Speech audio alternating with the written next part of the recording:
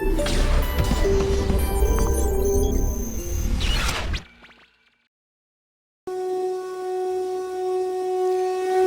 दुर्गाए नमः।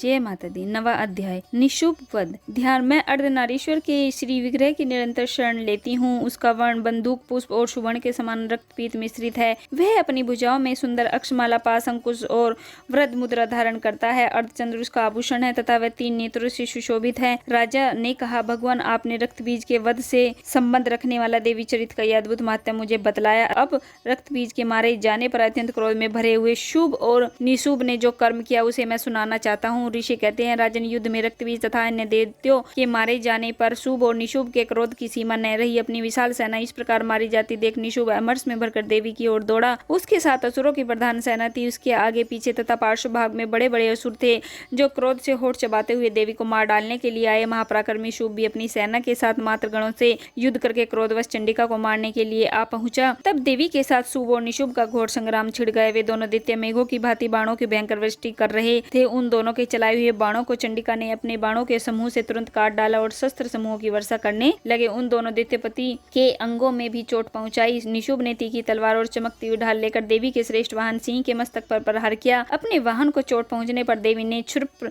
नामक बाण से निशुभ की श्रेष्ठ तलवार तुरंत ही काट डाली और उसकी ढाल को भी, जिसमें 8 चांद जड़े थे, खंड खंड कर दिया। और ढाल और तलवार के कट जाने पर असुर ने शक्ति चलाई, किंतु सामने आने पर देवी ने चक्र से उसके भी 2 टुकड़े कर दिए। अब तो निशुभ क्रोध से जल उठा और उस दानव ने देवी को मारने के लिए शूल उठाया, किंतु देवी ने समीप आने पर उसे भी मुक्के से मारकर चूर्ण कर दिया। तब उसने गदा घुमाकर चंडी के ऊपर चलाई, परंतु वह भी देवी के त्रिशूल से कटकर भस्म हो गई। तदंतर दैत्यराज निशुभ को फरसा हाथ में लेकर आते देख देवी ने बाण समूह से घायल कर धरती पर सुला दिया। उस भयंकर पराक्रमी भाई निशुभ के धराशायी हो जाने पर शुभ को बड़ा क्रोध हुआ और अंबिका का वध करने के लिए वह आगे बढ़ा। रथ पर बैठे बैठे ही उत्तम आयुधों से सुशोभित अपनी बड़ी बड़ी 8 अनुपम भुजाओं से समूचे आकाश को ढककर वह अद्भुत शोभा पाने लगा। उसे आते देख देवी ने शंख बजाया और धनुष की प्रत्यंचा का भी अत्यंत दुस्सह शब्द किया। साथ ही अपने घंटे के शब्द से जो समझ देते सैनिकों का तेज नष्ट करने वाला था संपूर्ण दिशाओं को व्याप्त कर दिया। तदंतर सिंह ने भी अपनी दहाड़ से, जिसे सुनकर बड़े बड़े गजराजों का महान मत दूर हो जाता था, आकाश पृथ्वी और 10 दिशाओं को गुंजा दिया। फिर काली ने आकाश में उछलकर अपने दोनों हाथों से पृथ्वी पर आघात किया।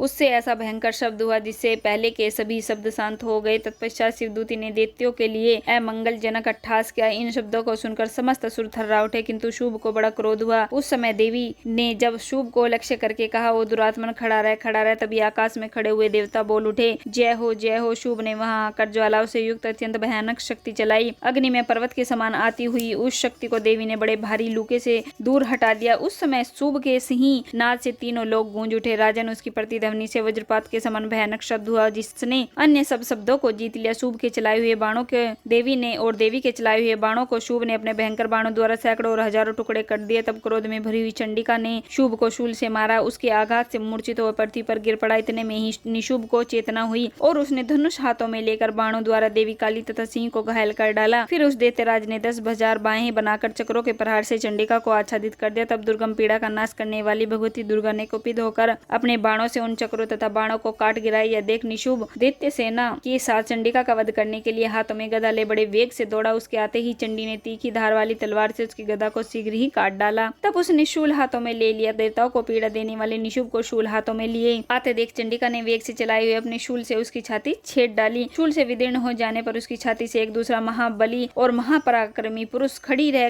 कहता हुआ निकला। उस निकलते हुए पुरुष की बात सुनकर देवी ठठाकर हंस पड़ी और खड़ग से उन्होंने उसका मस्तक काट डाला। फिर तो वह पृथ्वी पर गिर पड़ा। तदंतर सिंह अपनी दाढ़ों से असुरों की गर्दन कुचलकर खाने लगा। यह बड़ा भयंकर दृश्य था। उधर काली तथा शिवदूती ने भी अन्य देवताओं का भक्षण आरंभ किया। कौमारी की शक्ति से विदीर्ण होकर कितने ही महादैत्य नष्ट हो गए। ब्रह्मणि के मंत्रपूत जल से निस्तेज होकर कितने ही भाग खड़े हुए। कितने ही दैत्य महेश्वरी के त्रिशूल से छिन्न भिन्न हो धराशायी हो गए। वाराई के थुतुन के आघात से कितनों का पृथ्वी पर कचूमर निकल गया। वैष्णवी ने भी अपने चक्र से दानवों के टुकड़े टुकड़े कर डाले। इंद्र के हाथ से छूटे हुए वज्र से भी कितने ही प्राणों से हाथ धो बैठे। कुछ असुर नष्ट हो गए, कुछ उस महायुद्ध से भाग गए तथा कितने ही काली शिवदूती तथा सिंह के ग्रास बन गए। इस प्रकार श्री मार्कंडेय पुराण में सावर्णिक मनवंतर की कथा के अंतर्गत महादेवी महात्म्य में निशुभ वध नामक नवा अध्याय पूरा हुआ। जय माता दी।